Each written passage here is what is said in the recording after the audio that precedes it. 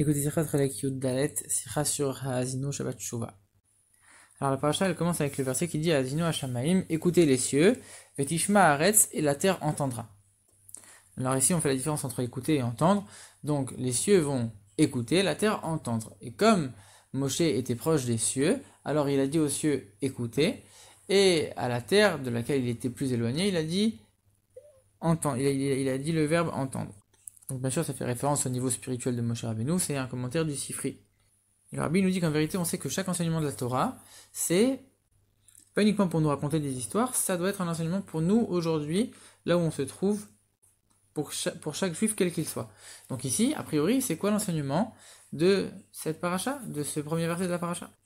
Et comme on sait qu'on a tous une part de Moshe Rabbeinu en nous, alors on pourrait dire, regarde, en vérité, on a tous une petite parcelle de Moshe Rabbeinu, donc on a tous la capacité d'arriver à ce niveau, d'être proche des cieux et loin de la terre. Et si on a la possibilité d'y arriver, c'est qu'on doit y arriver. Mais la question qui se pose, elle est évidente, comment c'est possible? Comment nous, on peut dire, de manière officielle, on va réussir à arriver au niveau de Moshe Rabbeinu? Ou même un temps soit peu, en disant qu'on va être proche des cieux, c'est quand même quelque chose de difficile. Une autre question qu'on peut se poser, c'est que on sait que la paracha de la semaine, elle a toujours un lien avec la période pendant laquelle elle est lue. Et cette paracha de Haazinu, elle est toujours lue à proximité des 10 jours de Teshuvah. Et très souvent même pendant ces 10 jours de Teshuvah, comme c'est le cas cette année. Donc c'est quoi le lien entre cet enseignement-là, d'être proche des cieux comme Moshe Rabbeinu, avec le Shabbat Teshuvah? Alors il faut déjà comprendre c'est quoi le Shabbat Teshuvah. Le Shabbat qui se trouve entre Rosh Hashanah et Kippour, on l'appelle Shabbat Teshuvah. Alors, a priori, la raison est évidente. Comme c'est le Shabbat des 10 jours de Teshuvah, on va l'appeler Shabbat Teshuvah. C'est logique. Mais on sait bien que chaque sujet dans la Torah n'est pas nommé au hasard et que chaque nom a une intention spécifique. Et donc, si on appelle ce Shabbat Shabbat Teshuvah, ce jour-là, on va l'appeler Shabbat Teshuvah, c'est que ce jour-là, il est spécifiquement lié au Shabbat, spécifiquement lié à la Teshuvah. Et que le Shabbat et la Teshuvah sont profondément liés et liés à ce jour-là. C'est pas uniquement parce que c'est un des 10 jours de Teshuvah, non, c'est beaucoup plus que ça. Et en vérité, il y a plusieurs manières d'appeler ce Shabbat-là. Il y a certains qui vont l'appeler Shabbat Teshuvah, le Shabbat de la Teshuvah, et d'autres qui vont l'appeler Shabbat Shuvah, le Shabbat de la Haftara Shuvah, puisque ce Shabbat-là, on a instauré de lire la Haftara qui commence par Shuvah Israël. Mais en vérité, pourquoi on a instauré de lire cette Haftara? Parce que c'est la Haftara qui parle de la Teshuvah. Shuvah Israël Adashem Lekra, que Israël revient vers l'Éternel ton Dieu. Donc c'est un sujet de Teshuvah, et donc on a institué cette Haftara, pas par rapport à la paracha, par rapport à la semaine pendant laquelle elle va tomber. C'est le Shabbat qui va tomber entre Rosh Hashanah et Kippour, peu importe la paracha. Donc la raison évidente pour laquelle on a instauré cette Haftara, c'est parce que c'est une Haftara qui parle de la Teshuvah. Et c'est tellement important qu'il y a une coutume qui dit que même ceux qui ont l'habitude de laisser des enfants lire la Haftara, cette Haftara, on fait attention à ce que ce soit un adulte qui la lit, parce que comme on parle de la Teshuvah, qui est une mitzvah de la Torah et qui s'applique donc pas forcément entièrement à un enfant, on va faire attention à ce que ce soit un adulte qui va la lire. Et donc on voit clairement qu'il y a un lien très fort entre le Shabbat et la Teshuvah pour ce Shabbat-là. Mais alors c'est quoi ce lien finalement? Alors l'explication elle est la suivante. Les sages ils nous disent que quelqu'un qui va prier tout seul pendant les 10 jours de Teshuvah, ça a la même valeur que quelqu'un qui va prier avec la communauté pendant le reste de l'année. Et donc celui qui va prier en Yachid ou celui qui va prier en Tzibour, on fait la différence entre les deux. Et la Zaken explique que celui qui prie en Yachid, celui qui prie tout seul, Yachid c'est le même mot que Yechida. Yechida ça veut dire c'est l'essence de l'âme. Et Tzibour, donc l'assemblée, ça représente les 10 forces de l'âme. Donc en vérité, la Zaken nous dit ici que c'est deux formes de teshuvah. Il y a la teshuvah de toute l'année, qui est la teshuvah qu'on fait avec les 10 forces de l'âme, ce qu'on appelle la teshuvah tata'a, la teshuvah de niveau inférieur, et qui consiste du coup à réparer les fautes qu'on a faites, etc. Et la teshuvah des 10 jours de teshuvah, qui est une teshuvah supérieure, une teshuvah qui vient de Yechida de l'âme, de l'essence même de l'âme. Donc ça, c'est pas le sujet de cette teshuvah, c'est pas de réparer les fautes, c'est de s'attacher à un niveau de Dieu de manière encore plus forte qu'auparavant. Donc on n'est plus en train d'essayer de réparer les choses négatives, on est en train d'essayer d'ajouter les choses positives et de renforcer tout ce qui doit l'être. Alors en vérité, on sait que le service de Dieu, il consiste à faire l'ensemble de Torah et Mitzvot. Quand on fait l'ensemble de Torah et Mitzvot, on s'attache à Dieu avec l'ensemble des 10 forces de notre âme. Et quelqu'un qui transgresse la Torah et les Mitzvot, alors il est en train d'affaiblir un petit peu le lien qu'il a avec Dieu. Donc du coup, les 10 forces de son âme, elles ont une certaine séparation de Dieu à ce moment-là. Et donc, pour réparer tout ça, il a besoin du niveau supérieur.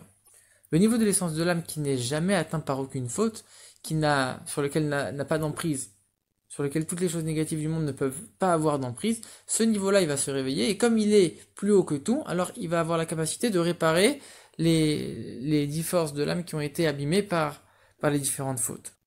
En vérité, quand on découpe bien les choses, on voit que finalement, l'essence de l'âme, elle est complètement séparée de tout le reste. Elle n'a aucune relation avec tout le reste, tellement elle est infiniment plus élevée que toutes les autres forces de l'âme. Elle a tellement aucune relation avec le reste qu'on ne peut même pas dire que son rôle c'est de venir réparer les autres forces de l'âme. Elle est complètement séparée. Et donc c'est un niveau qui est bien au-dessus de cette capacité à réparer les différentes forces de l'âme qui ont été abîmées. C'est un niveau qui s'occupe uniquement de renforcer et d'augmenter son attachement à Dieu constamment. Et donc le niveau qui va venir réparer ces forces de l'âme qui ont été abîmées, on ne peut pas dire que c'est ça l'essence de l'âme finalement. Et donc on a ici les deux types de tchouva. On a la tchouva de niveau inférieur, tchouva tata'a, qui consiste à réparer les fautes, à rétablir ce lien qui a été abîmé par les fautes, ce lien avec Dieu qui a été abîmé. Et d'un autre côté, donc, qui est représenté par les 10 forces de l'âme, et ce niveau de l'essence de l'âme, donc qui correspond au niveau de tchouva ilaha, qui va toujours renforcer cet attachement encore et encore. Et donc finalement, ces deux niveaux de tchouva correspondent à la tchouva des 10 jours de tchouva, les 10 jours entre Rosh Hashanah et Kippour, et la tchouva du reste de l'année. Et à quoi on peut comparer ça? On peut comparer ça à la différence qu'il existe entre le jour de Shabbat et les jours de semaine. Pendant les jours de la semaine, on a les 39 travaux qui nous sont permis et qui sont même un devoir. On doit travailler, raffiner le monde à travers ces 39 travaux. Quand ça arrive le jour de Shabbat, on est complètement séparé de tous ces travaux-là. On s'élève à un niveau supérieur, on est séparé de toute matérialité. Les jours de Shabbat, on s'occupe uniquement de renforcer notre attachement à Dieu et de s'élever de niveau en niveau dans la sainteté. Et donc finalement, on peut comparer cette distinction à la distinction qui existe entre la tchouva de niveau inférieur, tchouva tata et tchouva ilaha, la tchouva de niveau supérieur. En effet, on voit que les jours de l'année, on va travailler avec ces 39 travaux, ça veut dire qu'on va essayer de réparer, d'élever de la même manière que lorsqu'on essaye de réparer les fautes qu'on a faites, donc on va réparer ce qui doit l'être. Alors que le jour de Shabbat, on doit juste s'attacher à un niveau supérieur sans plus s'occuper des choses qui nécessitent d'être réparées. Et donc finalement on voit que on a d'un côté la tchouva supérieure, d'un autre côté la tchouva inférieure, d'un côté on a les 10 jours de tchouva, de l'autre côté on a le reste de l'année, d'un côté on a le Shabbat et de l'autre côté on a le reste de l'année. Le reste de la semaine, pardon. Et donc du coup on voit qu'on a mis en parallèle le Shabbat avec la tchouva ilaha et avec les 10 jours de tchouva. Et dans l'autre côté, on a mis en parallèle les jours de la semaine, les jours de l'année et la tchouva inférieure. Maintenant, en vérité, finalement, quand on regarde ces 10 jours de tchouva, alors il y a quand même une différence entre le Shabbat de ces 10 jours de tchouva et les jours de semaine. Et on dit que finalement, les 7 jours qui sont entre Rosh Hashanah et Kippour, donc quand on compte Rosh Hashanah et Kippour, ça fait 10 jours, c'est pour ça qu'on dit les 10 jours de tchouva, mais entre Rosh Hashanah et Kippour, il n'y a que 7 jours, et ces 7 jours-là correspondent à l'ensemble des 7 jours de la semaine, de toutes les semaines qui sont passées l'année passée. Et par le mardi de cette semaine de tchouva, on va réparer tous les mardis qui sont passés dans l'année, par le mercredi, etc., et ainsi de suite avec tous les jours. Et donc du coup, on voit bien que même si c'est des jours qui sont complètement séparés du reste, à l'image de l'essence de l'âme qu'on a vu plus tôt, on a dit qu'elle est complètement séparée du reste, à tel point qu'elle peut même pas s'abaisser à venir réparer les choses qui lui sont inférieures. De la même manière, on voit ici, pourtant, que ces 10 jours de Shova qui, a priori, on les a mis dans la case où ils sont complètement séparés du reste, on voit qu'ils viennent pour réparer tout ce qui n'a pas été fait pendant tout le reste de l'année. Donc c'est-à-dire que quelque part, ils ont aussi un lien avec le reste de l'année, avec le fait d'aller réparer quelque chose. Alors que le Shabbat des 10 jours de Tchouva, lui, il est véritablement séparé, il a véritablement rien à voir. Et ça, c'est le niveau de Tchouva ilaha le plus haut finalement. Parce que dans les 10 jours de Tchouva, qui eux-mêmes constituent déjà Tchouva ilaha, mais qui ont quand même quelque part une relation avec les choses à réparer, ce jour-là de Shabbat, il est véritablement séparé du reste. C'est la véritable Tchouva ilaha. C'est la Tchouva ilaha dans la période de Tchouva ilaha. C'est véritablement le centre de cette semaine, c'est le Shabbat Tchouva. Et c'est pour ça que maintenant on comprend le lien le lien qui existe entre la Tchouva et le Shabbat, et qu'on appelle ce jour-là Shabbat Tchouva spécifiquement. Et Et maintenant, on va comprendre pourquoi c'est pendant cette période qu'on va lire la paracha de Azinu, comme on dit, où on dit que Moshe Rabbeinu était proche des cieux, et que nous aussi on doit être proche des cieux. Finalement, on peut comparer les cieux et la terre aux deux forces qu'on a vues tout à l'heure. Il y a l'essence de l'âme et il y a les 10 forces de l'âme.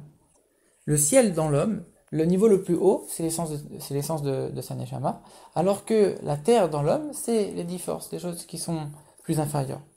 Donc, comme on vient de voir que les 10 jours de Tchouva, c'est la période où on est dans la Tchouva Ilaha, et le Shabbat de ces 10 jours-là, c'est encore plus Tchouva Ilaha, alors on comprend bien qu'on va venir lire la paracha de Hazino ce Shabbat-là.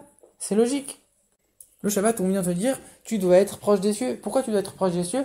Parce que finalement, regarde, on t'a mis dans une période où tu as cette capacité à t'élever vers les cieux, t'élever vers cette Tchouva Ilaha.